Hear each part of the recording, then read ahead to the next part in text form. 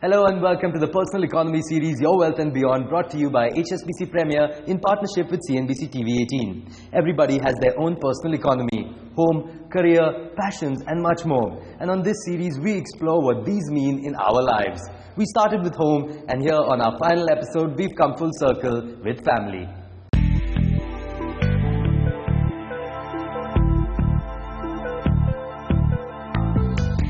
It's all hands on deck for the Chaturvedis. All members of the Kolkata-based family are actively involved in running Guru Shipping, the cargo company established by Chaturvedi Senior in 1986.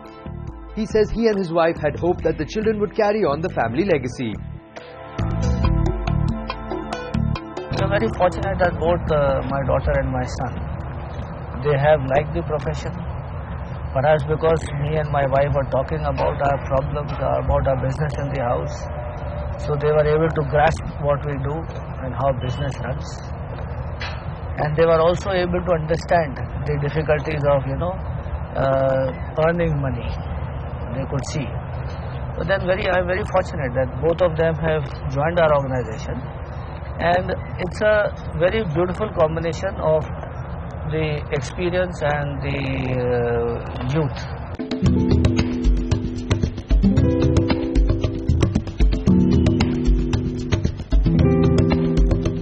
And the children have indeed brought in the exuberance of youth. Siddhant Chaturvedi has studied shipping and port management in the UK and is brimming with fresh ideas. Since I've studied abroad, I've seen a lot of differences in how to implement things to make it much more easier. The operations might be the same. It's just the approach is a little different. That makes things a lot more faster and easier. So that's what I'm bringing to the table basically. I've been working for 1.5 years now. And in future I hope to bring it up to the Fortune 500 companies. It's a long shot of a plan, but eventually yes, we have to work a lot, and I'm looking to partner with a lot of foreign companies and bring in a lot of foreign investment.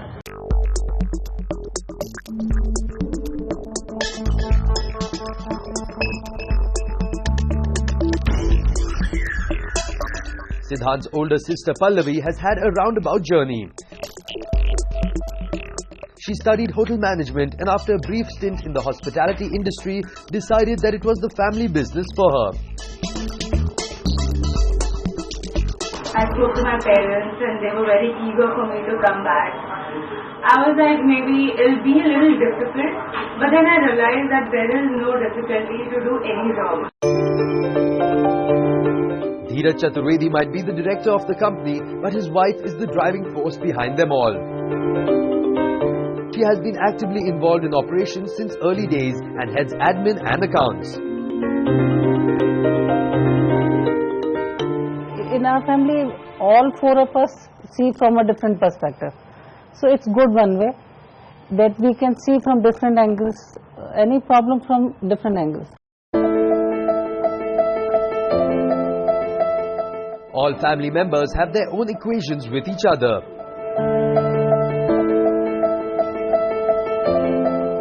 He's your dad and then he's your boss as well. I mean, sometimes you have that casual relationship, but within a spur of a moment, it can change and become a very fiery sort of a relationship. Working with my brother has been really fun because we are of the same wavelength and everything. So whenever we sit and we discuss, we're like, okay, let's do something new. I just want to give them one piece of advice, that they should be very good human beings. Very good human beings. Whatever you are doing, whatever you are thinking. People talk about the financial economy, but a personal economy is something very personal to you. And when I say personal to you, I don't mean personal to you as an individual, but personal to you as a family. And let me give an example. We do these need identifications for our clients. So what are your needs? What are your goals in the future? Now when we talk to them, we've done this exercise, and I've personally done this exercise. So I come to a client and say, can you identify what are your top 2 or 3 goals? And we help them through a very innovative goal card system that we have. So they come back and say, okay, these are my top 3 goals I'd like to plan for. Then I say, okay, can you just do this? Go and ask the same question to your wife. And he comes back the next day and says, you know what, she had something completely different in mind. And then you suddenly realize that what you need to plan for is what not you want, but what your family wants. On that note, it's time for a short break. On the other side, we take a look at how Nakul keeps it all together. Stay tuned.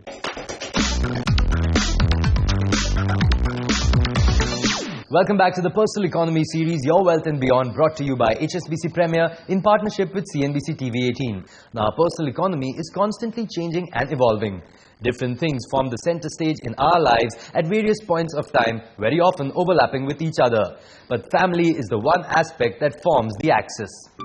Guardian story. Tony's father was a very rich man. He owned his own company. Nakul Shenoy calls himself a hands-on dad.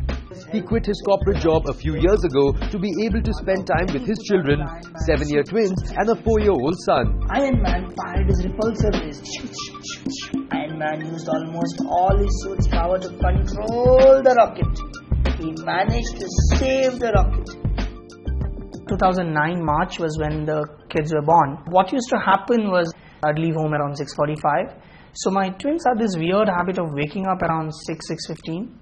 And one of them would start bawling at the door when he turned about a year, and he would not stop. I mean, Vishaka would be at home those days, and so she would say he would cry through the day and sleep, and then wake up around the time I come back, and then till he saw me, because again by the time I reached back home was about 7:38, and quite beyond bedtime for 1-year-olds, right?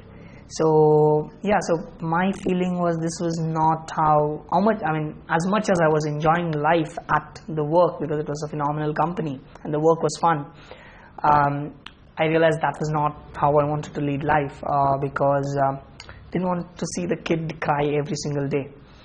I want you to think of a card, a playing card. Okay, right now? Right now, yeah. You have a playing card in your mind? Yes. Nice.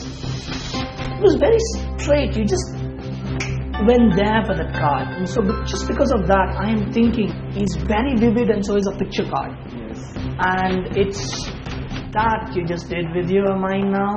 I'm thinking it's not a red card, it's a black card. Yes? Yes. Black can be like a spade or a club. You're giving it away. Alright. Nakul is a magic performer and mind reader. The author of Smart Course in Magic, he converted his passion for magic into a profession. You're Jack, Queen, or King. You blinked on the King, but I think you're trying to put me off. I take the card and tell me if I'm right. Is the clubs the Queen of Clubs? Is it the Queen of Clubs? Yes. Fantastic. At about age 15, I started performing magic. And so magic has been a part profession right through. So I've been doing magic for 20 years now, and since 2010 it sort of took on and became my primary vocation, and that gave me time to be with my family and with my kids. It gives me a lot of time with my art, because magic means that I need to give a lot of reading, I need to give it a lot of practice, and it gives a lot of time for the creative ideas to come up. And so yeah, naturally it's helped me. It helped me also in the profession. While his wife heads out to work every morning, Nakul gets the boys ready for school. He is as involved when they return back in the afternoon.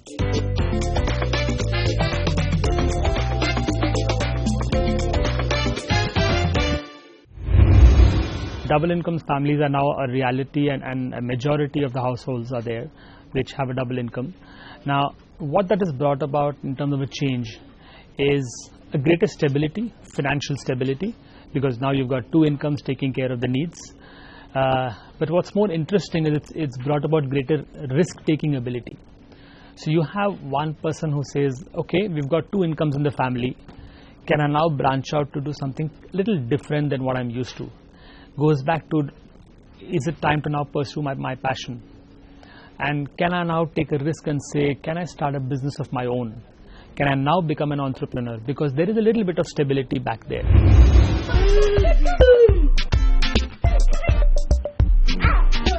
Nakul says a growing number of Indian fathers are making conscious efforts to be more involved in their children's upbringing.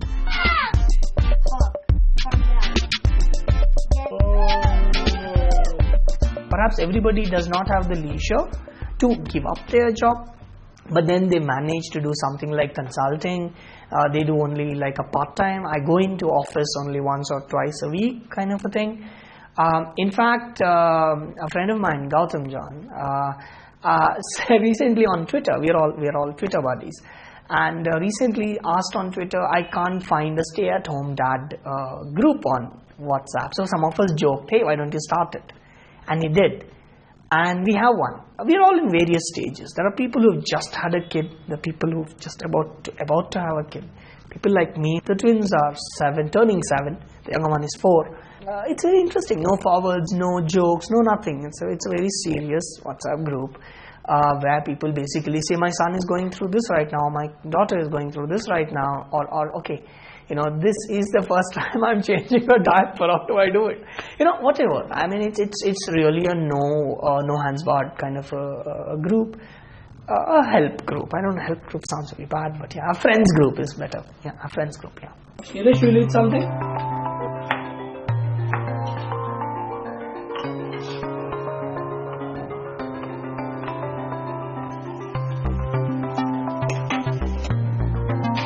I didn't put anything in it. He can.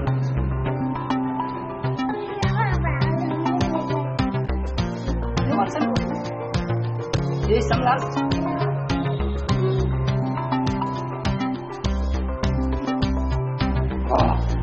Go, play now, run. In the first couple of years is when you want to give your kids everything, because to be frank, once they start going to school, I think the dependency is almost gone, because after that they have their own life. If you're not made that impact in that first 3.5 years, I did not send them to any kind of preschool. It was a choice. I only sent them straight to nursery, and the younger one now to Mount 1, because I wanted the maximum time with them. Because I know now onwards, it's all going to be studies, it's all going to be, various things. Their friends come calling. I want to do a reading for them, but the friend comes calling. They're like, Baba, read later. We are running down to play. So it's that limited period in time we have, and I think if we can and we must make the most of it. This is what would keep on. Time for a short break. On the other side, some of the highlights of the weeks gone by, where a wide range of individuals shared their experiences of building and shaping their personal economies. Stay tuned.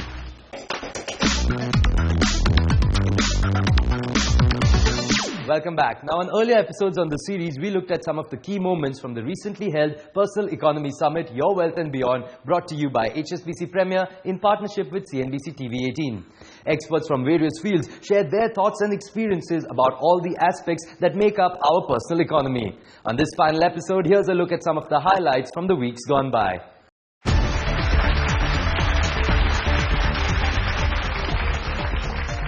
Everybody has a passion. My topic is my passion. And my passion was just to play.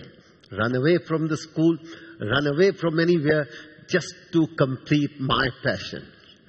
When I used to play cricket, I never need alarm to get up in the morning because my passion was to play. If I have to get up 6 in the morning, I never need alarm. Until today, if I have a game 6 in the morning, golf, I don't need somebody to wake me up. Is that's what you need, is enjoying your passion.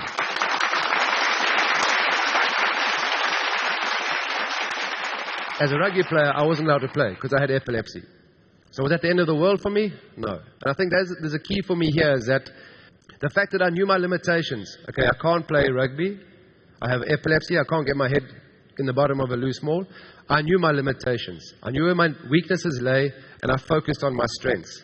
Just one thing that is often an issue is that we work hard at fixing our faults and work hard at fixing our weaknesses. Kapil Dev Sir spoke about his passion. When you're passionate about something, you can be good at it without even trying hard. You really can.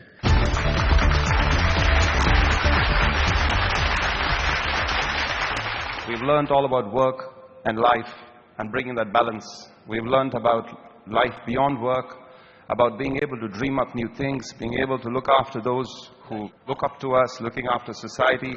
And as the rising tide of affluence has lifted us, we have learned to dream up new dreams and travel to new shores, to further shores.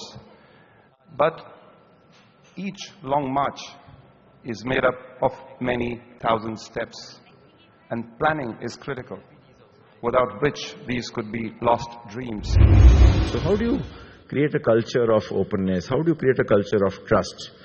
And you can do that when you reinforce your values on a perpetual basis. We are a company, we believe that we are a company which is very strong on values. We trust people a lot. We are very open with our members.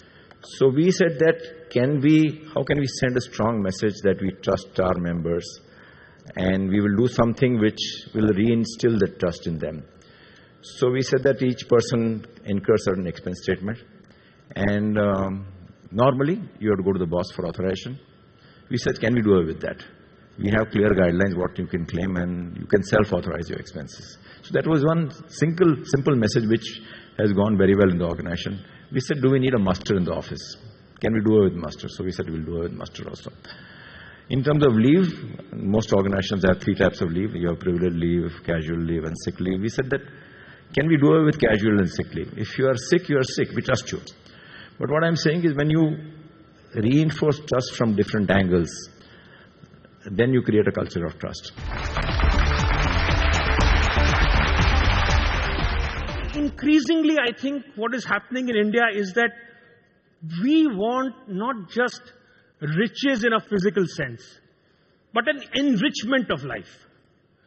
And that means growing not just in the vertical sense of the word, but horizontally. As people, there is a freedom that this generation has that never existed before. You can think about yourself.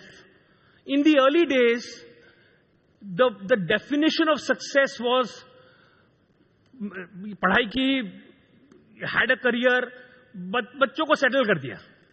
बच्चों को settle कर दिया means now you're ready to retire. You're ready to be done with life. Increasingly, now you're not done with life. So you still have to plan. And to me, that's the exciting part about this stage right now. It's an exciting part because you have the opportunity of writing a new script for yourself.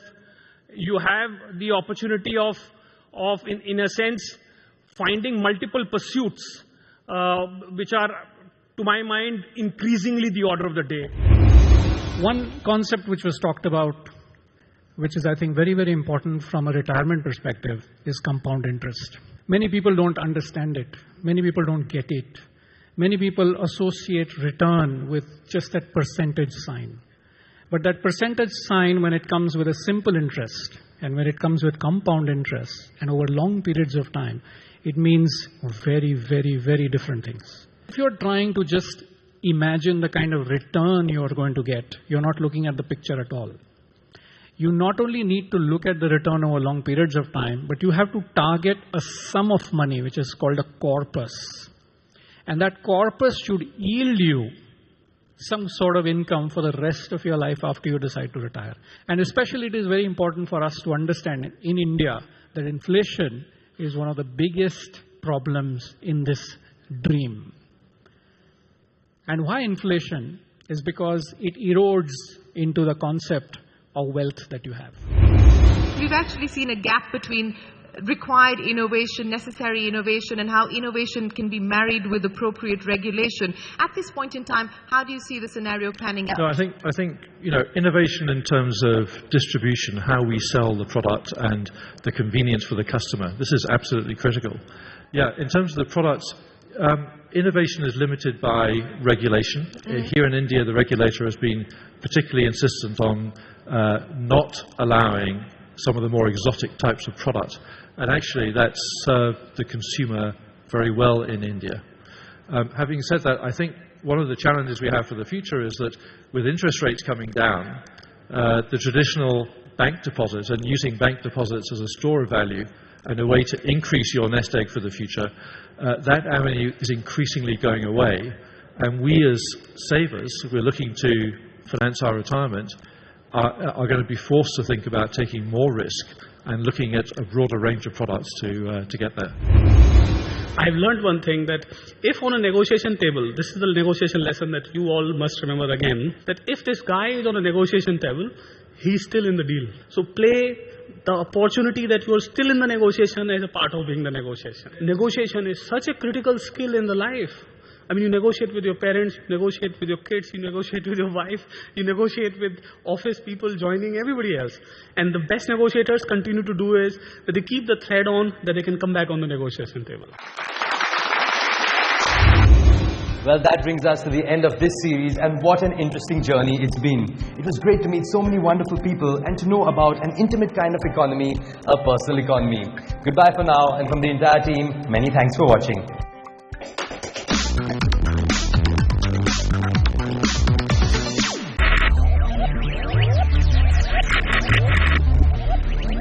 Focus, ideate, innovate, enable.